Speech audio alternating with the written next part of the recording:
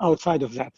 And this point here, يعني Nuh alayhi salam, he thought through his, what he understood, that Allah will grant him, okay, will grant his son to be saved, okay, along with his family. So he said, Allah subhanahu wa ta'ala said, وَأَهْلَكَ. So he said, he is from my household. Allah subhanahu wa ta'ala, he said, no, rather he is not from your household. إِنَّهُ عَمَلٌ غَيْرُ صَالِحٍ. Allah subhanahu wa ta'ala disregarded him from his, family because he is not righteous. Okay, and no doubt that's what Allah subhanahu wa ta'ala meant in the exception that he will, he will save his household and the believers along with him, except those whom had incurred Allah's wrath. So part of that, this is an exception. And Allah subhanahu wa ta'ala made to save his family except with an exception. This is one of the exceptions. Okay, this is in accordance to the, to the, there is station. There is another station says, إنه عمل غير صالح. And this person was unrighteous. Okay. إنه ليس من أهلك إنه عمل غير صالح.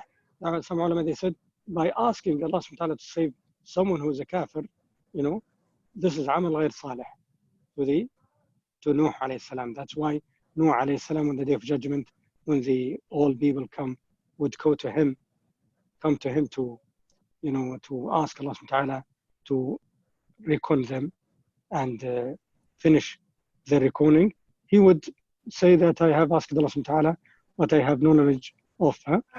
So this is the point. So he's not from his family that Allah subhanahu wa ta'ala, promised to save. Okay, this is one of the aspects of the tafsir. Another aspect, he is not regarded from his household in the first place because he's a kafir and his household is believers. Okay? And as we know, also, the wife of Noah was not saved. Okay? As Allah subhanahu wa ta'ala said, ضرب الله مثلا الذين كفروا امرأة نوح وامرأة لوط. So part of his family, his wife and this son, may Allah save us, they were with the kuffar and they were not, regarded from his household, whom Allah subhanahu wa ta'ala, regarded them to be saved. Does this answer your question, inshallah? Yeah, it answered my question, but a related question is, so if your family, that is physical family, biological family, let's call it biological family, if any member of this family, it becomes, does bad deeds or becomes extremity, like he aborts religion, then he is not part of the family then. طيب. First of all, if one can judge that, this, because due to this fact, there is a problem. If he has the authority, for example, may Allah subhanahu wa ta'ala save us, it might happen if Noah alayhi salam was tried by such a kafir son. So who are we? So if a person had this, we ask Allah subhanahu wa ta'ala to save us from that, he should try his best, first of all, to advise and to be a sincere advisor to that son, to the best of his ability. Okay? Yeah. But if it comes, for example, to the ahkam of this life, it might happen that this person would be regarded by the judge or by the court, for example, that he is part of the family and he is part of the heirs, which he cannot, for example, disown him and say, this is the aspect of that. Yes. So we should leave to the judge this matter. Yeah, first of all, a person should try his best to be a sincere advisor to that son. And brothers, one of the aspects of our families is the dua. Especially nowadays, we ask Allah subhanahu wa ta'ala to protect us and save us all. Dua is one of the most important issues that many Muslims, they are, Allah musta'an, heedless of. Rather, they make dua against their household, which, put them to trials, which put the whole family so many times to trials May Allah subhanahu wa ta'ala save us. Yes, Inshallah. Jazakumullah. Thank you, Sheikh. Hayyakumullah. I Any have more a question, questions, brothers? Okay, I Tfadal, have a go ahead. question, Sheikh. Tfadal. Assalamu alaikum, Sheikh. Alaikum assalam wa rahmatullahi wa barakatuh. This is regarding the intention, Sheikh, on the normal routine affairs of our life. For example, we are supposed to look after the family, spend on the family. This is from our wajibat. Usually, whenever we carry out these things, the intention doesn't come into play. For example, we are going into the supermarket to buy goods and bring home to feed the family and so on. So if it is a routine task, Sheikh, if in the absence of the intention, are we still rewarded or not? Okay, some scholars, they said the Muslim, alhamdulillah, if he is upright and he has that, in what we can say, in essence, or essentially he's doing that, to comply and adhere to what Allah subhanahu wa ta'ala commands him, this is enough. And he will be rewarded. But no doubt, initiating another intention at that time would magnify that reward. So, in essence, or in fundamental concept, that all the Muslims' actions that he does to comply to the Sharia, he will be rewarded for. But if he initiates another intention along with that, especially this aspect of spending over the family, he will be rewarded more. Okay? Inshallah, I hope it's clear, huh? The difference. Yeah, Jazakallah khair. Jazakallah khair. Allahumma. As in the hadith of the Prophet ﷺ, when he said to the Sahabi, and the mouthful you put in your, on your wife's mouth or your spouse's mouth, you will be rewarded for it. Okay? And his Sallallahu he said, when one of you would come in relation with his spouse, he would be rewarded for that. And the Sahaba said, they wondered. He said, have you known that if you would have done it in haram, because he will have this in mind. The Muslim would come to his wife, so that it will prevent him by the will of Allah and protect him from going to haram. And he will be rewarded from that aspect. Now, if he does it, for example, if he does the things that he does it in his daily life for the sake of Allah subhanahu wa ta'ala, and like what he said, the Sahabi, may Allah be pleased with him, Abu Hurairah, that inni ahtasibu qawmati wa nawmati ala Allah. He said, when I stand up and when I lay to sleep, I would seek the reward from Allah subhanahu wa ta'ala for that. No doubt that he will be rewarded more than the one who doesn't, have that in mind. So try to be mindful of this. The intention and sincerity would draw a person more, inshallah, and give him more rewards. Jazakallah khair, Sheikh. Ameen, ameen. Any more questions, brothers? If there are no more questions, there are certain aspects, okay, of the maxims of fiqh that the people should realize. And one of the aspects of one of the maxims of fiqh says, al-asl fil amr al-wujub, the original state of any order in the Sharia, that it is wajib. The layman should know and realize this. That's why our forefathers and grandfathers, when you would ask them how many rak'ah is Isha, they would right away reply 9 rak'ahs. Is it 9 rak'ahs? No, but they took it like this. They were taught that you pray farz 4 rak'ah, and you pray 2 rak'ah after that sunnah, and you pray shafa' 2 rak'ah, and then witr 1 rak'ah. So they thought it is 9 rak'ahs. And it came to their mind that the salah of Isha is 9 rak'ah. Okay, and this is something that we lost nowadays when the people started to realize this is sunnah and this is fard, and they started to be so lax to do the sunnah of the Prophet, and they would waste a lot of deeds and a lot of rewards due to that. And on the day of judgment, the first deed that will be accounted for is the salah. If it becomes, if it becomes good, or if it becomes if it is accepted, then all of his deeds will be easy and accepted. And those who will have these deeds, and this salah, not to be right, what would happen? Allah musta'an. They don't have any balance of supererogatory acts to compensate for their flaws in salah. And this is a point that one needs to realize. Another point here, الأصل في المعاملات الإباحة, we mentioned this, الأصل في النهي التحريم. Any thing that the Prophet ﷺ say, don't do this, we should realize that original state of it, that it is forbidden.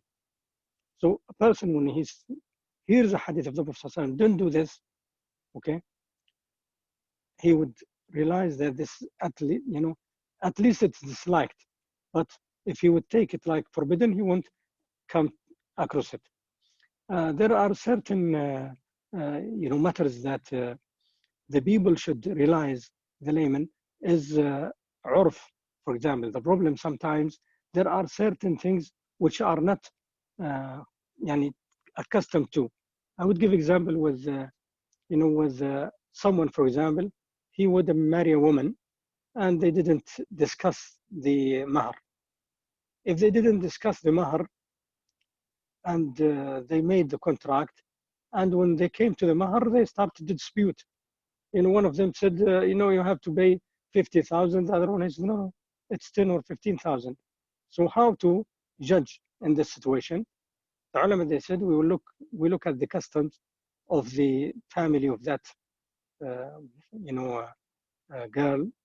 If they are from the same tribe or the same family, we would look into their customs, and how usually they do the mahr. Usually you will not find it varying too much, okay?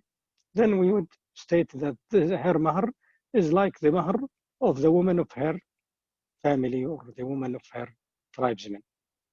The other thing is, like, for example, if someone takes a taxi to the airport, okay? Sometimes the people goes, takes a limousine to the airport, and when he goes to the airport, he gives him 50 riyals, okay? And the person is, 100 riyal.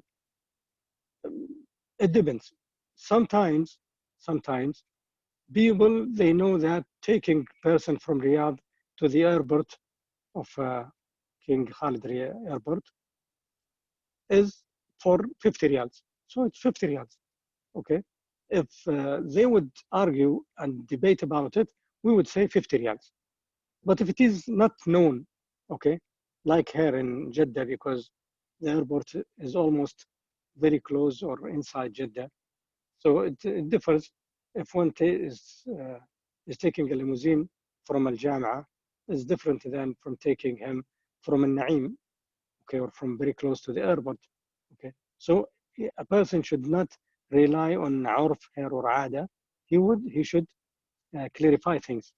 And this is a problem. Sometimes when you come to a taxi driver and you say, I want to go so place, how much? He would say, right up, don't worry, we won't inshallah disagree. And actually they end up disagreeing about the matter. No, rather it should be cleared, okay? There is also a rule, the ulama, they mention, okay, that any disputed matters, okay, or matters of fear, okay, highly matters, that may cause fear all over for example, the people hearts, or it may cause, for example, serenity and peace to all people. It should be referred back to the people of knowledge, okay, and to the Wulat al-Amr. Why? Because these matters should be ruled. Because if, for example, someone would say, may Allah subhanahu wa ta'ala save us, they were on a verge of a war to happen, and he would get a news that the enemy has retreated. If he would come to the people and say, Alhamdulillah, especially now in the social media, everything goes like, instantaneously, okay? That everything is okay, no problem, and there will be no issue, okay? It might cause the people to lag behind preparation and being prepared, to fight their enemies, and it might cause a lot of harmful consequences to the whole ummah. And contrary to that, in the matters of fear, okay, if they were in fear that the enemies will attack them, and this person,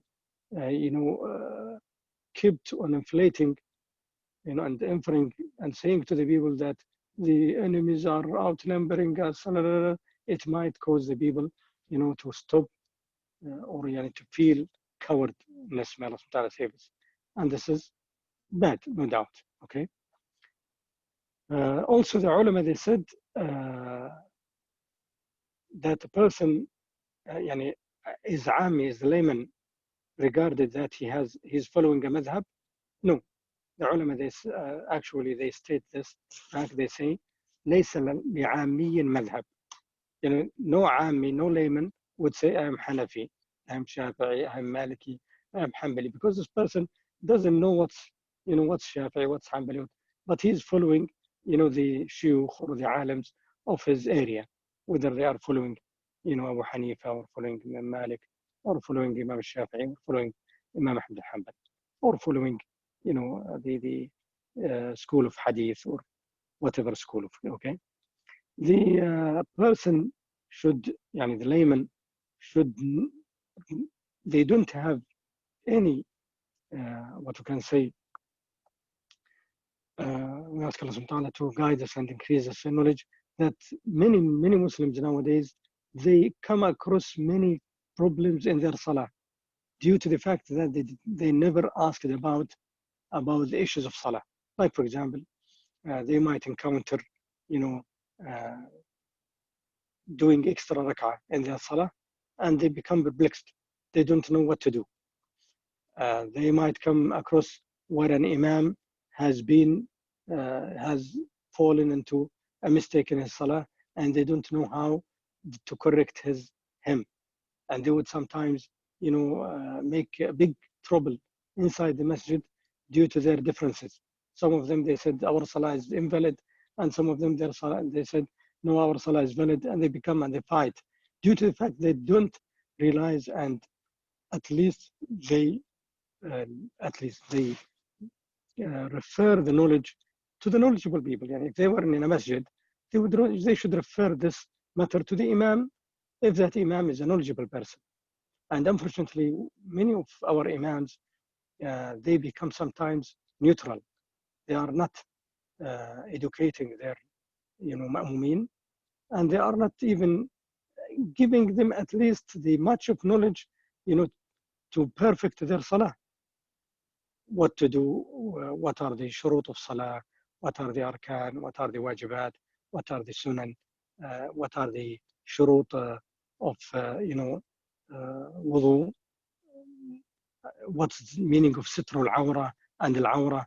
They become into their salah and their ibadah become in short due to these facts. Allah subhanahu wa ta'ala save us and guide us and increase us.